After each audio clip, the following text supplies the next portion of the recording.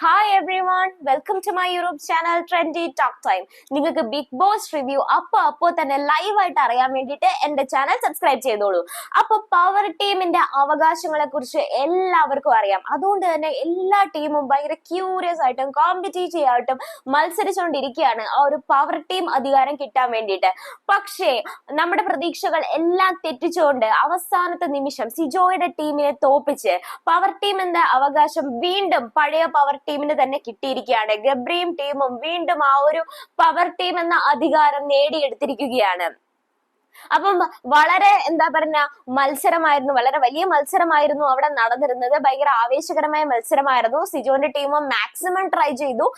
മത്സരം എന്താണെന്ന് വെച്ച് കഴിഞ്ഞാല്, അതായത് ഇപ്പോഴത്തെ പവർ ടീം അംഗങ്ങളെ എങ്ങനെയെങ്കിലും ചിരിപ്പിക്കുക അല്ലെങ്കിൽ റിയാക്ട് ചെയ്യിപ്പിക്കുക, എന്തെങ്കിലും പറഞ്ഞ് അവരൊക്കെ ഒരു ഇരിപ്പിടം കൊടുത്തിട്ടുണ്ടാവും. ആ ഇരിപ്പിടത്തിൽ നിന്ന് എങ്ങനെയെങ്കിലും അവരെ റിയാക്ട് ചെയ്യിപ്പിക്കുക എന്നതായിരുന്നു നമ്മുടെ സിജോന്റെയും ടീമിന്റെയും, അതായത് നമ്മുടെ നെക്സ്റ്റ് ടീമിന്റെ ഒരു ടാസ്ക് എന്ന് പറയുന്നത്. അവര് മാക്സിമം ട്രൈ ചെയ്തു. പക്ഷെ യമുന റാണിയെ ഒഴികെ ബാക്കി ആരെയും ചിരിപ്പിക്കാനോ അല്ലെങ്കിൽ റിയാക്ട് ചെയ്യിപ്പിക്കാനോ നമ്മുടെ സിജോന്റെ ടീം നെക്സ്റ്റ് ടീമിന് സാധിച്ചില്ല. അങ്ങനെ ഒരു പവർ ടീമിന്റെ അവകാശം വീണ്ടും പഴയ പവർ ടീമിലേക്ക് തന്നെ എത്തിയിരിക്കുകയാണ്. അപ്പൊ നിഷാനയോട് സിജോ ഒരു ചോദ്യം ചോദിക്കുന്നുണ്ട്. നിങ്ങൾ രണ്ടാമതും ഇപ്പോ പവർ ടീം അംഗമായിരിക്കുകയാണ്, അതുകൊണ്ട് തന്നെ നിങ്ങൾ ഒരിക്കലും ഇതുപോലെ നോമിനേഷന് വരില്ല.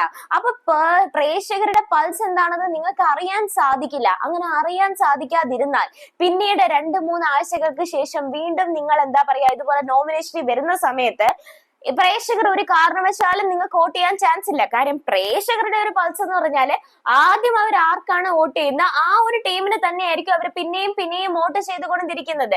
അപ്പൊ ഇപ്പോ നിങ്ങൾ നോമിനേഷനിൽ വരാതിരുന്നത് ഒരു അബദ്ധമായി പോയില്ലേ എന്നൊരു ചോദ്യം സിജോ ചോദിക്കുന്നുണ്ട്. പക്ഷെ നിഷാനയ്ക്ക് അത് മനസ്സിലാവുന്നുണ്ട്.